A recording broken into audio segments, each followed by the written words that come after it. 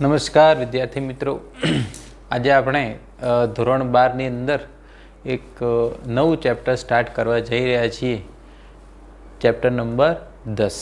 અને એ ચેપ્ટર જે છે એનું નામ છે માઇક્રોબ્સ ઇન હ્યુમન વેલફેર, માનવ કલ્યાણમાં સૂક્ષ્મ જીવો.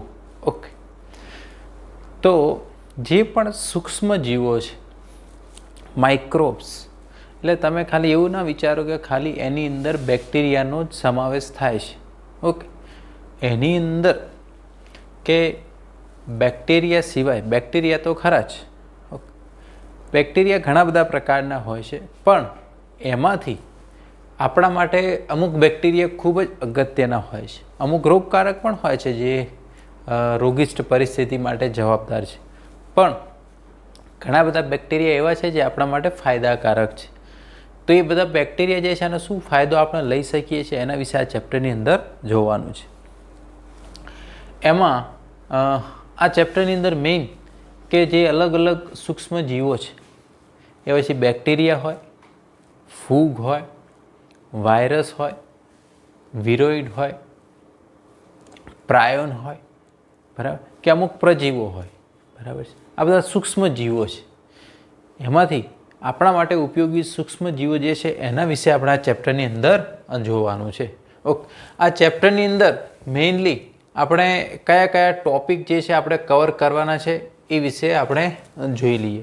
ઓકે, તો સૂક્ષ્મ જીવો જે છે એનું અલગ અલગ ફિલ્ડમાં મહત્ત્વ છે, બરાબર. એમાં એક આપણે જોવાનું છે માઇક્રોબ્સ ઇન હાઉસહોલ્ડ. ઓકે, કે જે ઘરગથ્થુ માં સૂક્ષ્મ જીવોનો ફાળો. સિમ્પલ એક ઉદાહરણ આપી, જેમ કે દૂધમાંથી દહીં બનાવવાની પ્રક્રિયા છે એ કોણ કરે છે?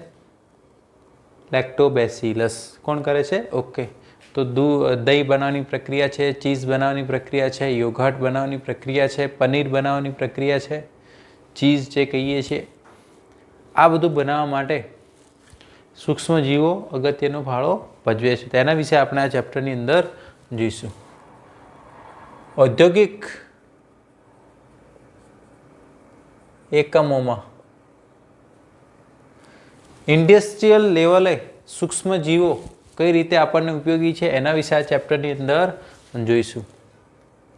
અલગ અલગ પ્રકારના પ્રોડક્ટ બનાવવા માટે, કોઈ પણ પ્રકારના કાર્બનિક એસિડ હોય, ઉત્સેચક બનાવવાને હોય, તો એની અંદર સૂક્ષ્મ જીવો કેટલા મહત્ત્વના છે.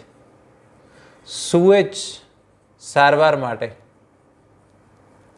સુએજ સારવાર એટલે ગંદુ પાણી હોય એની ટ્રીટમેન્ટ આપણે સૂક્ષ્મ જીવોની મદદથી કરી અને એને શુદ્ધ બનાવી શકીએ છીએ. ટૂંકમાં એને અપ્રદૂષિત લેવલ સુધી લઈ જઈ શકીએ છીએ, તો એને સુએજ સારવાર કહેવાય. શું કહેવાય? સુએજ સારવાર.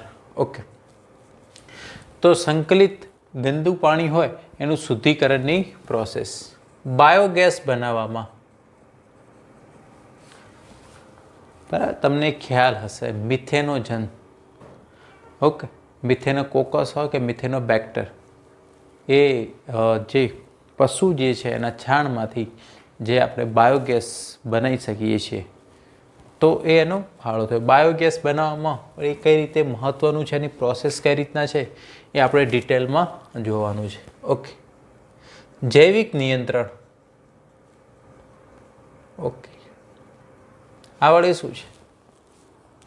હવે આપણે શું કરતા હોઈએ કે આપણે અલગ અલગ પાકને જે રોગો થતા હોય, વાયરસ હોય કે પછી બેક્ટેરિયાજન્ય રોગો હોય કે બીજા ગમે તે કૃમિજન્ય રોગો હોય કે કીટકોને લગતા રોગો હોય, એના માટે આપણે અલગ અલગ દવાઓનો છંટકાવ કરીએ જે રાસાયણિક છે. ઓકે, પણ આપણે કુદરતી રીતે એવા નિયંત્રકો છે. આપણે એક સિમ્પલ ઉદાહરણ આપીએ કે ભાઈ પક્ષીઓ છે એ નાની નાની ઈયળોને ખાય છે, એટલે ઈયળોથી આપણા પાકને શું મળશે? રક્ષણ મળશે. નહીં તો ઈયળો શું કરે? બધા પાંદડા ખાઈ જાય. પાંદડા ખાઈ જાય એટલે ઓવરઓલ ઉત્પાદન શું થાય? ઘટે. તો આ જૈવિક નિયંત્રણ કહેવાય. શું કહેવાય? જૈવિક નિયંત્રણ. પણ આપણે સૂક્ષ્મ લેવલે કે સૂક્ષ્મ જીવો જે છે એ કઈ રીતે જૈવિક નિયંત્રણમાં કામ કરતા હોય છે. ઘણીવાર કેવા હોય કે અમુક પ્રકારનો, ધારો કે એક્સ પ્રકારનો કોઈ પણ રોગકારક છે એ કોઈ વનસ્પતિને નુકસાન કરે છે, પરંતુ વાય પ્રકારનો કોઈ એવો સૂક્ષ્મજીવ છે જે એક્સ પ્રકારના સૂક્ષ્મજીવને રોગ સર્જે છે, તો એનાથી શું થાય? વનસ્પતિને નુકસાન થશે નહીં, ઉલટાનું પહેલાંને રોગ થશે. ઓકે, તો એને જૈવિક નિયંત્રણ કહેવાય. શું કહેવાય? જીવંત સજીવોનો ઉપયોગ કરી કોઈ પણ પ્રોસેસને કંટ્રોલ કરવાની મેથડ છે જૈવિક નિયંત્રણ. જૈવિક ખાતરો. ઓકે, બાયો ફર્ટિલાઇઝર બનાવવાના. તમને ખ્યાલ છે, આપણે એક સિમ્પલ ઉદાહરણ આપી, જેમ કે સાયનોબેક્ટેરિયા. ઓકે, એમની કેપેબિલિટી છે પેડી ફિલ્ડની અંદર, ડાંગરના ખેતરની અંદર, એની જોડે વાતાવરણીય નાઇટ્રોજન ફિક્સ કરવાની કેપેબિલિટી એની જોડે છે. તો એનાથી ઓટોમેટિકલી નાઇટ્રોજનનું પ્રમાણ શું થાય છે? વધે છે. તો આ એક મેથડ છે. તો એની અંદર આપણે આ તો એક જસ્ટ ઉદાહરણ છે, એના સિવાય ઘણા બધા એવા ઉદાહરણ છે જેની અંદર તમે જાણવા મળશે કે સૂક્ષ્મજીવો જે છે કઈ રીતે મહત્ત્વનું. તો આપણે આ અલગ અલગ ફિલ્ડની અંદર સૂક્ષ્મજીવો જે છે એનું મહત્ત્વ આપણે જોવાનું છે. ઓકે, ચાલો. હવે સૂક્ષ્મજીવો એટલે કોણ? એ પણ અગત્યનું છે કે કોને ગણવા. આપણે ખાલી બેક્ટેરિયાને ગણતા હોઈએ, ચાલો બધા બેક્ટેરિયા આવી ગયા, બરાબર છે. ઓકે,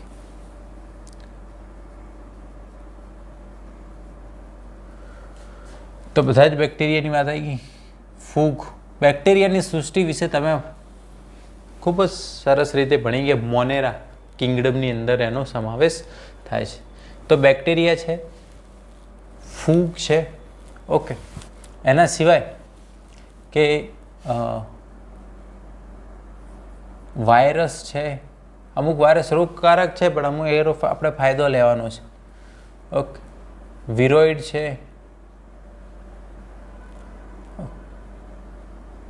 પ્રાયોન છે, અમુક પ્રજીવ છે. ઓકે, આ બધા સૂક્ષ્મ જીવો છે. હવે સૂક્ષ્મ જીવો જે છે તમે જો કઈ જગ્યાએ જો, લગભગ બધી જ જગ્યાએ, બરાબર. સૂક્ષ્મ જીવો છે લગભગ બધી જ જગ્યાએ જોવા મળે છે. ઓકે, હવે બધી જ જગ્યાએ એટલે કઈ જગ્યાએ? તમે જો જેમ કે ગરમ પાણીનું ઝરણા હોય, બરાબર છે, જ્યાં ટેમ્પરેચર 100 ડિગ્રી હોય. કેટલું હોય? 100 ડિગ્રી. ત્યાં પણ અમુક બેક્ટેરિયા રહી શકે છે. ત્યાં પણ અમુક બેક્ટેરિયા રહી શકે છે. કોમેન્ટ બોક્સની અંદર તમે એનું નામ જણાવો. ઓકે, આપણે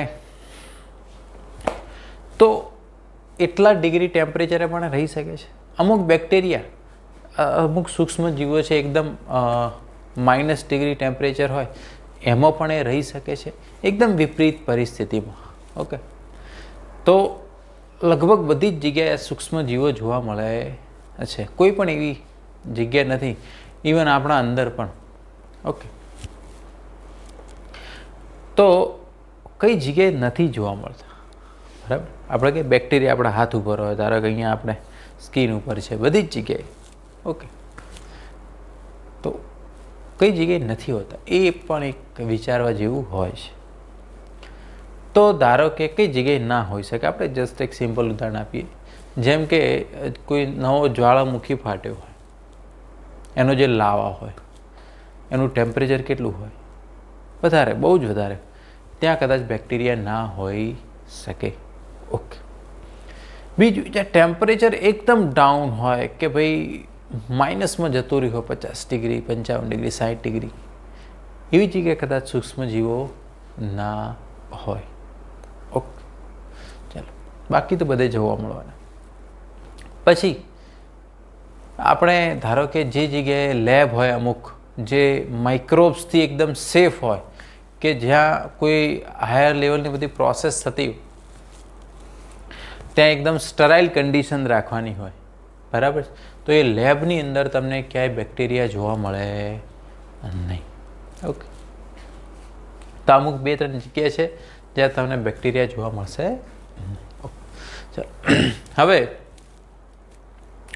તો ગમે તેવી એ એસિડિક પરિસ્થિતિ હોય, બેઝિક પરિસ્થિતિ હોય, બરાબર, એકદમ હાઈ પ્રેશર કન્ડિશન હોય, બરાબર, ઓક્સિજનની ગેરહાજરી હોય, ગમે તેવી વિપરીત પરિસ્થિતિમાં પણ આ બધા સૂક્ષ્મ જીવો જોવા મળતા હોય છે.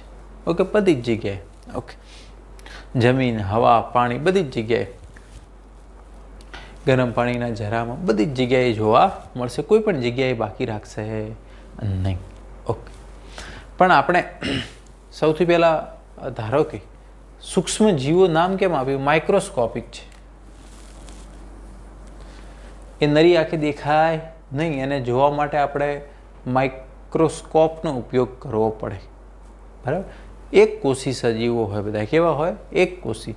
એમાં આ તો પાછા એક કોષીમાં ના આવે.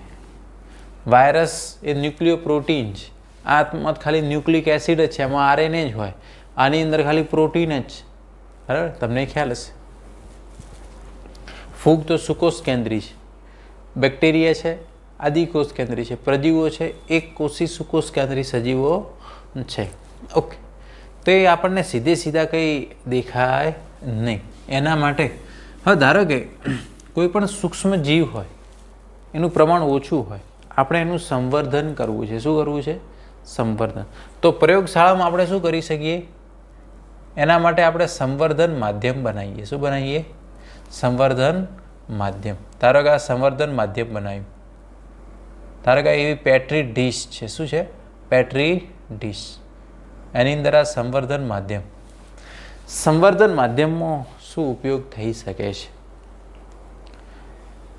તો કદાચ તમને ખ્યાલ હશે, જ્યારે આપણે લીલ વિશે ભણતા હતા એની અંદર જે અગર અગર જેલની વાત આવી હતી, તો અગેરોઝ જેલ અને અગર અગર જેલ અલગ છે. અગર અગર જેલ જે છે એ પ્રયોગશાળાની અંદર આ જેલી તરીકે ઉપયોગ થાય છે, જે સૂક્ષ્મ જીવોના સંવર્ધન માધ્યમ બનાવવા માટે. શું બનાવવા માટે? સંવર્ધન માધ્યમ. એટલે અગર અગર જેલ જે છે ટ્રાન્સપરન્ટ જેલ હોય, એની અંદર બધા પોષક દ્રવ્યો નાખી દેવાના. એ જેલ કેવું હોય? ગરમ કરો એટલે એકદમ લિક્વિડ બની જાય, થોડું ટેમ્પરેચર ડાઉન થાય એટલે એ સેમી સોલિડ બની જાય. ઓકે, હવે ધારો કે આપણી જોડે ધારો કે કોઈ સૂક્ષ્મ જીવ છે, એનું સેમ્પલ છે, આપણે એની અહીંયા નાખીએ તો એનું સંવર્ધન થશે. એનું શું થશે? એની પછી વસાહતો તૈયાર થશે, એની સંખ્યામાં વધારો થશે. ઓકે, તો કોઈ પણ બેક્ટેરિયા હોય, ફૂગ હોય, બરાબર, એને આપણે પોષક માધ્યમની અંદર એનો ઉછેર કરી અને એનું સંવર્ધન કરી શકાય અને પછી એનો અભ્યાસ કરી શકાય છે. તમે બુકની અંદર જોશો તો 2 ડાયાગ્રામ આપેલા છે. એક છે બેક્ટેરિયાની કોલોની છે, જેમાં બેક્ટેરિયાનું સંવર્ધન કરેલું છે. એક જે છે ફૂગની કોલોની છે. તો તમે ક્લિયરલી બંને વચ્ચે થોડો ભેદ પણ પાડી શકો છો. ઓકે, ચાલો. હવે બુકની અંદર અમુક ડાયાગ્રામ આપેલા છે. ઓકે, એની અંદર કે ભાઈ અમુક જે બેક્ટેરિયા છે, બરાબર, એ પછી ગોલાણું હોય, ગોલાણું એટલે ગોળાકાર. બીજા છે દંડાણું, એને 1500x જોયેલા છે. કેટલા ગણું ઝૂમ કરેલું છે? 1500x. હવે તમે માઇક્રોસ્કોપ વિશે તો તમને ખ્યાલ હશે, બરાબર. ઓકે, માઇક્રોસ્કોપની અંદર એક જે આઈ પીસ જે છે, આઈ લેન્સ આવે, એ કદાચ તમે 10x ને 15x ને એ રીતે હોય, બરાબર. પછી એક નીચે જે લેન્સ આવે એની અંદર પણ 10x 15x ને એ રીતના હોય, બરાબર. હવે ધારો કે 100x થાય તો ઉપરનો 10x હોય અને પેલો નીચેનો 10x હોય, એટલે 10 × 10 એટલે આ 100x થઈ ગયું કહેવાય. કેવું કહેવાય? 100x. એ રીતે. ઓકે, ધારો કે આ 15x વાપરો અને આ 100x હોય તો આ કેટલું થઈ ગયું? 1500x થઈ ગયું. કેટલું થઈ ગયું?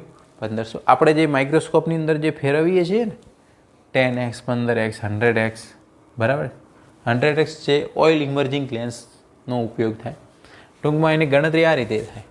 ઓકે, ટૂંકમાં 1500 ગણું ઝૂમ કરે. કેટલા ગણું ઝૂમ કરે? નોર્મલ કરતાં 1500 ગણું ઝૂમ કરે. તો એને જ્યારે માઇક્રોસ્કોપમાં જુઓ આ રીતે, 1500x ની અંદર સૂક્ષ્મ જીવન, તો ગોલાણું હોય તો તમને આ રીતના ગોળાકાર દેખાય. અને ધારો કે દંડાણુ બેક્ટેરિયા હોય બેસિલસ, તો તમને આ રીતના રોડ શેપના બેક્ટેરિયા તમને જોવા મળે. Okay,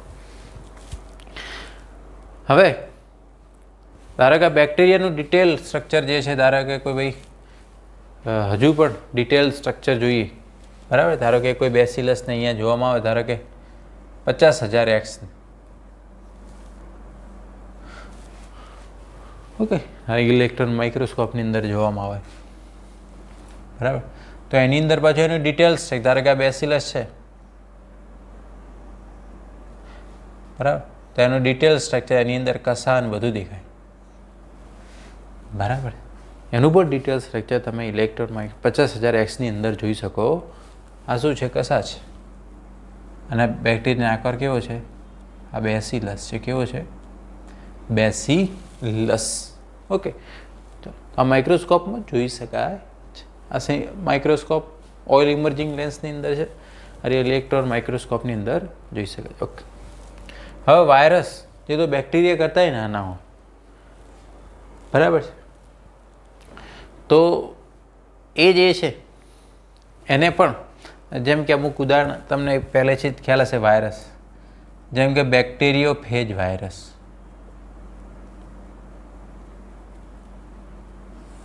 બેક્ટેરિયોફેજ virus.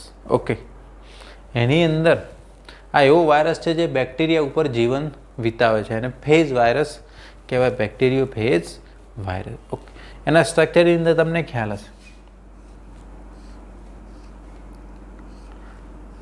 આ રીતના એનું કેપ્સિડ હોય, એનું કોલર હોય, અહીંયા પ્લેટ હોય, આ પૂંછડીના તંતુઓ હોય, આ એન્ડ ફાઈબર હોય. ઓકે, આ રચના જોવા મળે. હવે આ તો જે છે આ એનું કેપ્સિડ છે. શું છે? કેપ્સિડ, જેને આપણે શીર્ષ કહીએ, જે પ્રોટીનનું બનેલું. એની અંદર એનું ડીએનએ હોય. શું હોય? ડીએનએ. અમુક બેક્ટેરિયોફેજની અંદર ડીએનએ હોય, અમુકની અંદર આરએનએ હોય. ઓકે, પછી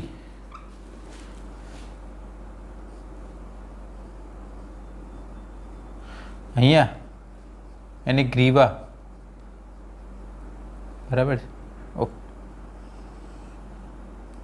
આરિયાની પ્લેટ છે.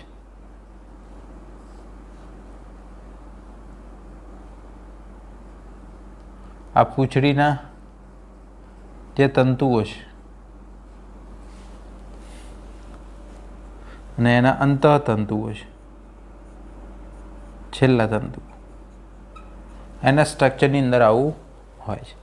આ વાયરસ જે છે એની કેપેબિલિટી છે કે ભાઈ એ બેક્ટેરિયાની અંદર જઈ એનું ડીએનએ દાખલ કરીને એની અંદર સ્વયંજનન થઈ શકે છે. ઓકે, આ ઓબ્લિકેટ પેરાસાઇટ કહેવાય. કેવું કહેવાય? કમ્પલસરી એ પેરાસાઇટ જ કહેવાય છે. ઓકે, તો એમને પછી જોવા માટે વધારે ઝૂમ કરવું પડે, બરાબર. જે પણ વાયરસ હોય પછી એને જોવા માટે થોડું વધારે ઝૂમ કરવું પડે. કદાચ 1 લાખથી લઈ 1.5 લાખ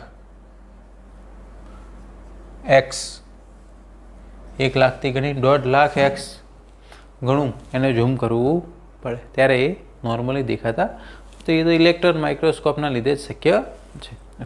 એના પછી ટીએમવી વાયરસનું સ્ટ્રક્ચર તમને ખ્યાલ છે, એ પણ આપણે આખું ડિટેલમાં ભણેલા છીએ. ઓકે, એની અંદર પણ કેપ્સિડ હોય, આરએનએનો અણુ હોય એના ડીએનએ તરીકે, ન્યુક્લિક એસિડ તરીકે, એના જીનોમ તરીકે. ઓકે, એ વસ્તુ આપણને ખ્યાલ છે. ઓકે, તો વાયરસના સ્ટ્રક્ચર બધા અલગ અલગ હોઈ શકે છે, પણ નોર્મલ વાયરસની અંદર 2 વસ્તુ તો હશે જ, કે ભાઈ એની અંદર પ્રોટીન હોય પ્લસ ન્યુક્લિક એસિડ હોય. ન્યુક્લિક એસિડ બદલાતું રહે, કે કાં તો ડીએનએ હોય અથવા તો આરએનએ હોય. કોઈ પણ વાયરસને ડીએનએ અને આરએનએ કોઈ દિવસ બંને હશે નહીં. એટલી વસ્તુ તમારે ખાસ ધ્યાનમાં રાખવાની. આપણે બેક્ટેરિયોફેજ લેમ્બડા વિશે પણ આવ્યું ચેપ્ટર નંબર 6ની અંદર, એના જીનોમ કદની વાત કરી હતી. ઓકે, હવે આપણે બીજા એક વાયરસની વાત કરીએ, જેમ કે એડિનો વાયરસ.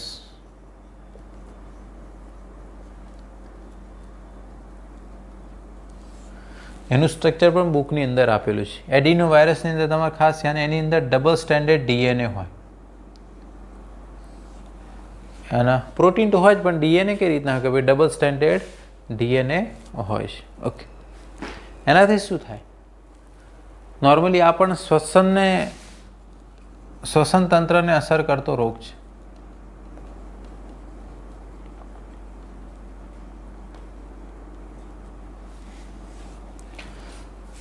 આપણા રેસ્પિરેટરી સિસ્ટમને અસર કરે. તાવ આવે, શરદી છે, કફ છે, એ એના પાર્ટ છે જે મેઇન આપણે રેસ્પિરેટરી સિસ્ટમ છે, બરાબર, એને ઇફેક્ટ કરતો છે. પોલીહેડ્રલ એનું સ્ટ્રક્ચર.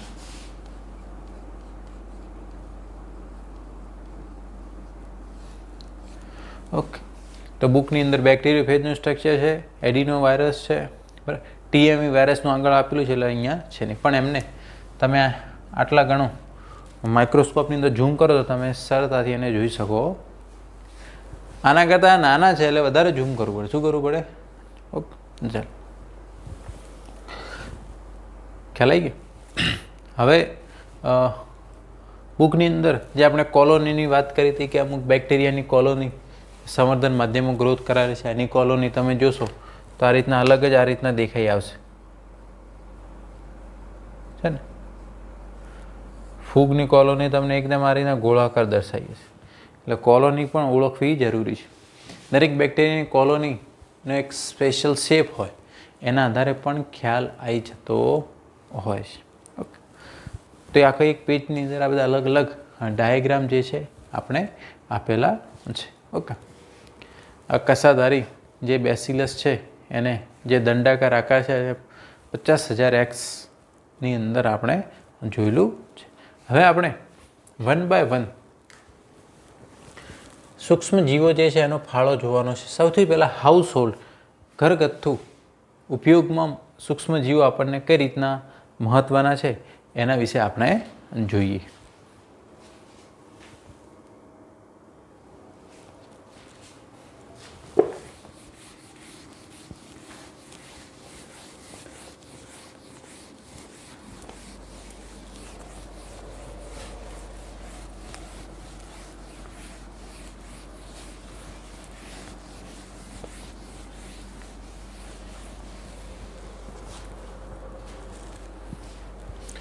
ચાલો, હવે આપણે જે સૌથી પહેલું માઇક્રોબ્સ ઇન હાઉસહોલ્ડ, બરાબર. સૌથી પહેલું જ આપણે એક ઉદાહરણ જોઈએ, જેમ કે દહીંની બનાવટ. દહીં બનાવતા તો બધાને આવડતું જ હશે, અથવા એની પ્રોસેસ ખ્યાલ હશે, કદાચ બનાવ્યું પણ ના હોય. ઓકે, દહીં બનાવવાની અંદર એક સિમ્પલ પ્રોસેસ છે કે ભાઈ દૂધ જે છે એને ગરમ કરવામાં આવે. ઓકે, ગરમ કર્યા પછી એને ઠંડુ નોર્મલ રૂમ ટેમ્પરેચરે લાવવામાં આવે 40 ડિગ્રી. ઓકે, પછી એ ઠંડુ થઈ જાય, બરાબર. ઓકે, 35-40 ડિગ્રી જેટલું. એટલે પછી એની અંદર આપણે દહીં અથવા છાશ નાખવામાં આવે છે, થોડી, વધારે નહીં, બરાબર. ઓકે, પછી આપણે શું કરીએ છીએ, ઓવરનાઇટ અથવા 1-2 દિવસ એને એમને એમ રહેવા દઈએ છીએ. એટલે તમે જોશો એ દૂધમાંથી શું બની જાય છે? દહીં. ઓકે, આ સિમ્પલ કોન્સેપ્ટ આપણને ખ્યાલ છે. પણ આવું કઈ રીતે થાય છે? આનું થવાનું કારણ શું કે જે પણ આપણે જે ઇનોક્યુલમ જે નાખીએ છીએ, ઇનોક્યુલમ એટલે શું કે જે આપણે થોડોક જથ્થો જે છાશ અથવા દહીંનો નાખીએ છીએ, બરાબર છે, એની અંદર શું હોય? એની અંદર લેક્ટિક એસિડ બેક્ટેરિયા હોય. શું હોય? લેક્ટિક એસિડ બેક્ટેરિયા, જેને આપણે લેક્ટોબેસિલસ કહેવાય. શું કહેવામાં આવે? લેક્ટોબેસિલસ. તો એની અંદર લાખોની સંખ્યામાં એ લેક્ટિક એસિડ બેક્ટેરિયા હોય. હવે કરે શું? એ જ બેક્ટેરિયા દૂધ જે છે એને દહીં બનાવવામાં ઉપયોગી થાય છે, નહીંતર એ બને નહીં. ઓકે, તો એની અંદર હવે તમને ખ્યાલ છે દૂધની અંદર કઈ શર્કરા હોય? લેક્ટોઝ શર્કરા. ઓકે, આ બેક્ટેરિયા જે છે લેક્ટેજ ઉત્સેચક બનાવે. શું બનાવે? લેક્ટેજ ઉત્સેચક. અને આ લેક્ટોઝ શર્કરા જે છે એનું પાચન કરે, જે દૂધની અંદર છે. બીજું, જે દૂધ હોય એની અંદર કેસીન નામનું પ્રોટીન હોય, એનું પણ પાચન કરે. જે પણ પ્રોટીન છે એનું પણ એ ડાયજેસ્ટ કરી નાખે. લેક્ટોઝ શર્કરા છે એનું પણ એ ડાયજેસ્ટ કરી નાખે. અને મિલ્ક જે છે એનું કોઓગ્યુલેશન થાય. શું થાય? કોઓગ્યુલેશન. એટલે જે પણ દૂધ છે એમાંથી દહીં બને. હવે તમને ખ્યાલ હશે એમાં કયું ફર્મેન્ટેશન, આથવણની પ્રક્રિયા થતી હશે. જ્યારે પણ લેક્ટોઝનું પાચન થાય એટલે તમને ખ્યાલ છે લેક્ટોઝ જે છે એના પર લેક્ટેઝ કામ કરે એટલે ગ્લુકોઝ અને ગેલેક્ટોઝ બને. શું બને? ગ્લુકોઝ અને ગેલેક્ટોઝ. આ ગ્લુકોઝ છે એનું ધારો કે અજારક શ્વસન થાય, બરાબર છે, આની અંદર તો ગ્લુકોઝમાંથી પાયરુવિક એસિડ બને, પાયરુવિક એસિડમાંથી લેક્ટિક એસિડ બને. શું બને? Lactic acid.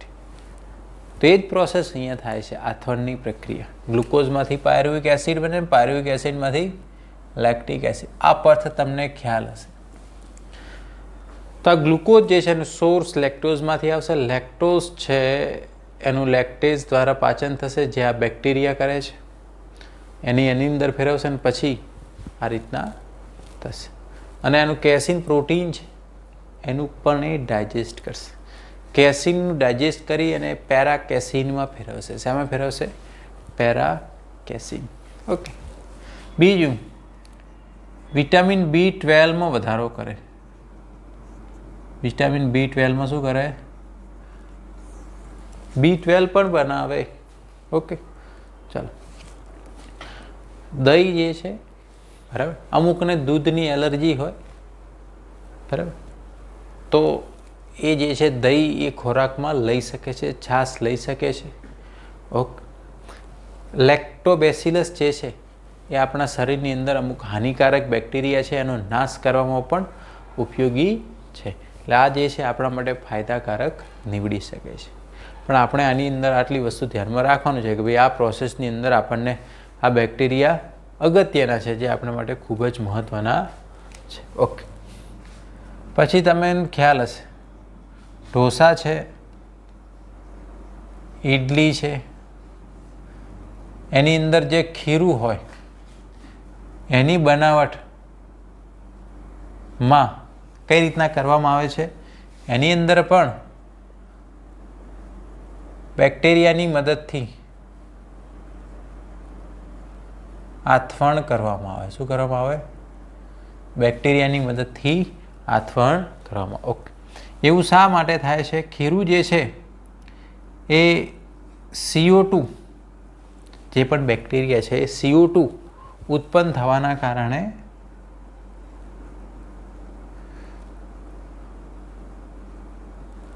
એ કેવું દેખાય? ફૂલેલું દેખાય. કેવું દેખાય? ઓકે. તો એ તમને ખ્યાલ હશે. ઓકે. પછી બ્રેડ. ઓકે.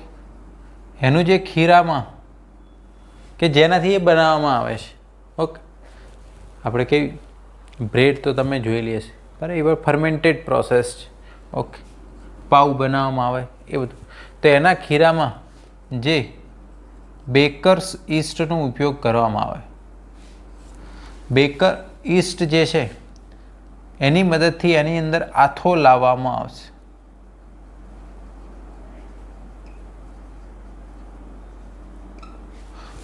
બરાબર, ખ્યાલ આવે છે? એની મદદથી એની અંદર આથો લાવવામાં આવશે. ઓકે. Bakers yeast. આને આપણે સેકેરોમાઇસિસ.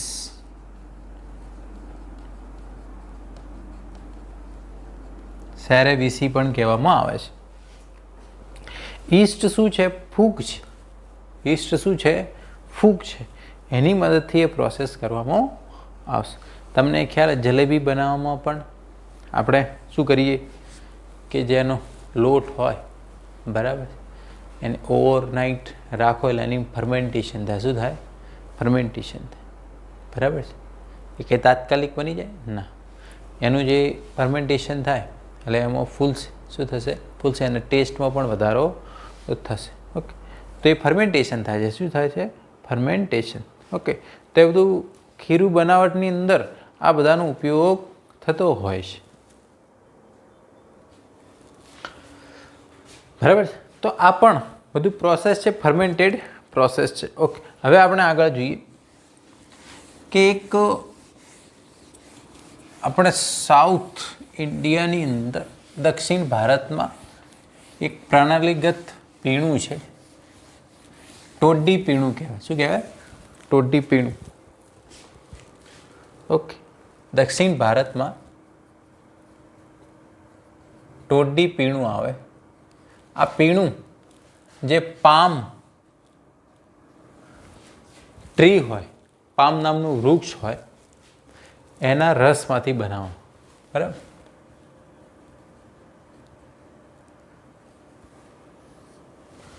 એટલે એનું જે રસ લઈ અને એનું ફર્મેન્ટેશન કરવામાં, એટલે એની અંદર આલ્કોહોલ બને. શું બને? આલ્કોહોલ, બરાબર. એટલે એનું બ્રિવરેજીસ તરીકે ઉપયોગમાં લેવાય છે. ઓકે, ટોડી પીણું.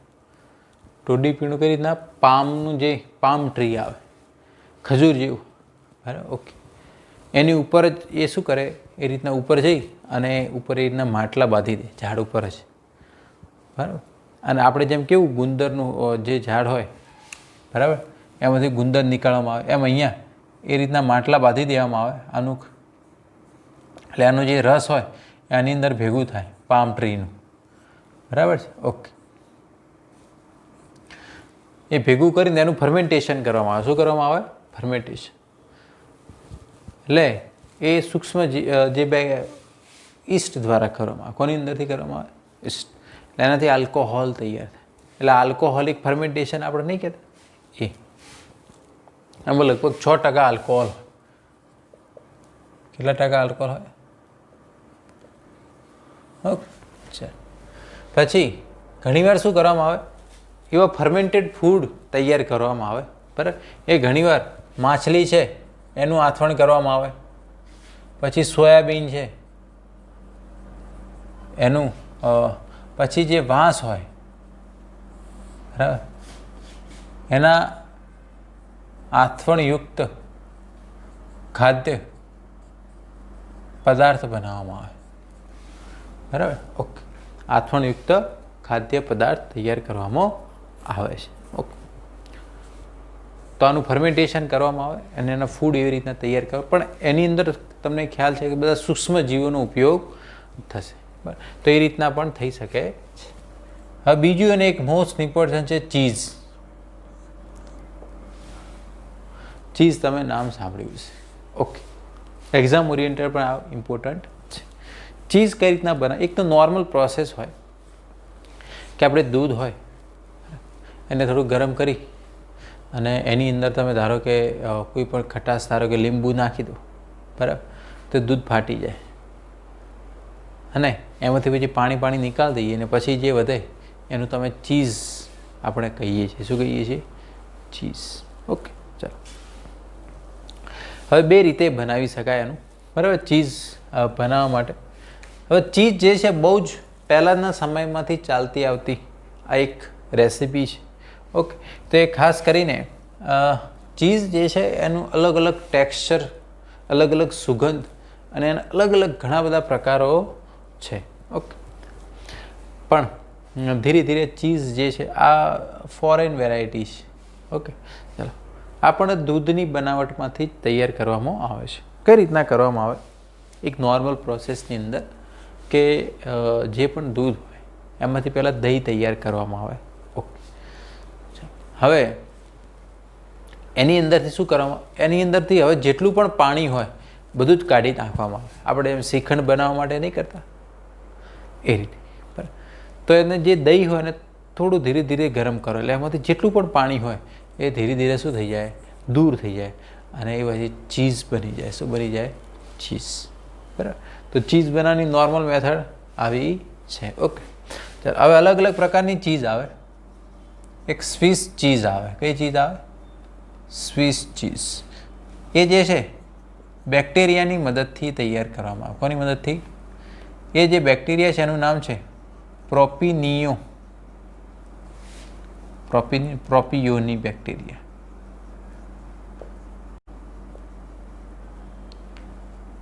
પ્રોપિયોની બેક્ટેરિયમ શર્માની ની મદદથી તૈયાર કરવામાં આવે છે. ઓકે, આ બેક્ટેરિયા છે. એટલું તો ખાસ છે કે સ્વિસ ચીઝ કોની મદદથી? બેક્ટેરિયા. કયા? પ્રોપિનિયો બેક્ટેરિયમ શર્માની. ઓકે, હવે એની એક ખાસિયત છે. એ જે ચીઝ હોય બરાબર, ઓકે, એની અંદર આ રીતના મોટા કાણા જોવા મળે.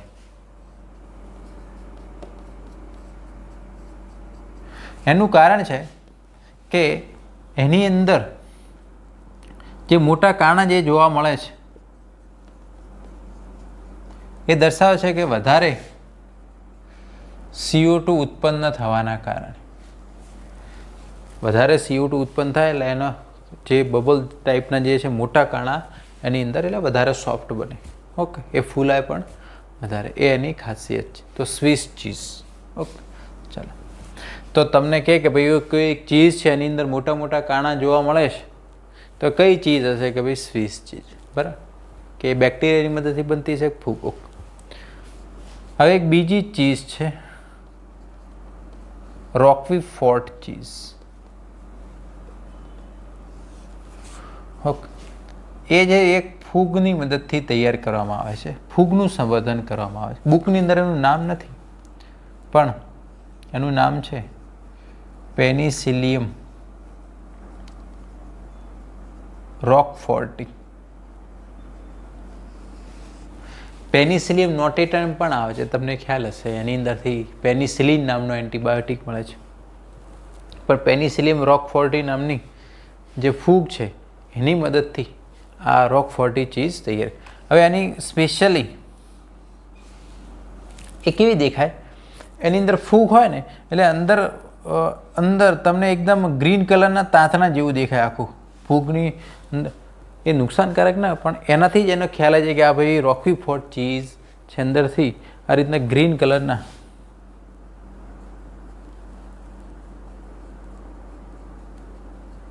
લીલો અથવા થોડો જાંબલી ટાઈપનો રંગ દેખાય. આપણે ઘણીવાર બટાકામાં તમને ખ્યાલ હોય તો અંદર થોડું જાંબલી કલરનું નીકળે. એ એકચ્યુઅલી ફૂગનું જ છે ઇન્ફેક્શન. કોનું છે? ફૂગનું ઇન્ફેક્શન.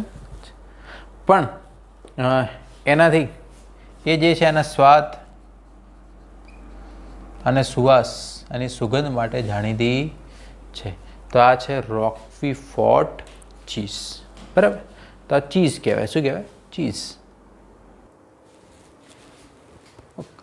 આપણે અમુક બેક્ટેરિયાના નામ જોઈએ કે ભાઈ અલગ અલગ જગ્યાએ એનો શું ઉપયોગ થાય છે.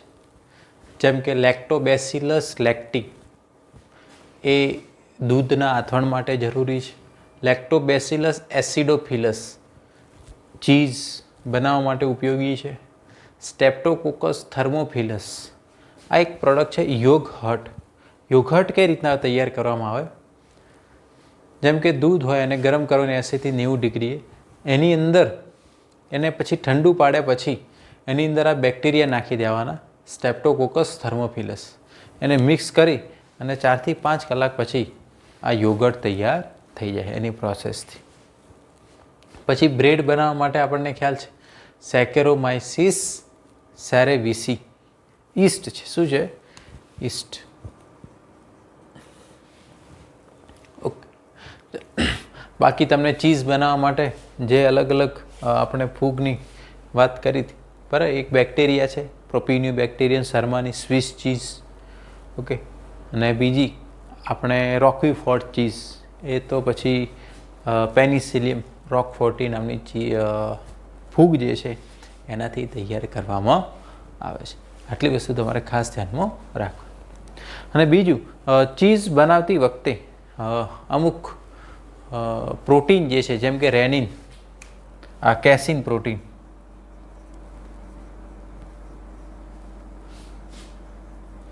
જે ચીઝ બનાવટમાં એનો પાચન માટે રેનિન ઉત્સેચકનો ઉપયોગ કરવામાં આવે છે.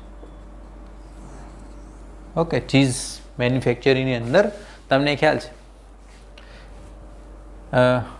નાના બાળકોની અંદર રેનિન વધારે હોય, બરાબર, કારણ કે મિલ્કની અંદર જે કેસિન પ્રોટીન છે એનું પાચન કરી શકે. આજે આપણે અહીંયા સુધી રાખીએ. નેક્સ્ટ લેક્ચરની અંદર ઇન્ડસ્ટ્રીયલ ફિલ્ડમાં આપણે સૂક્ષ્મજીવો કેટલા અગત્યના છે એના વિશે જોઈશું. નીટની અંદર ડાયરેક્ટલી એના જે કોણ જે છે શું બનાવે છે એના બેઝ ડાયરેક્ટલી MCQ પૂછાતા હોય છે. Thank you.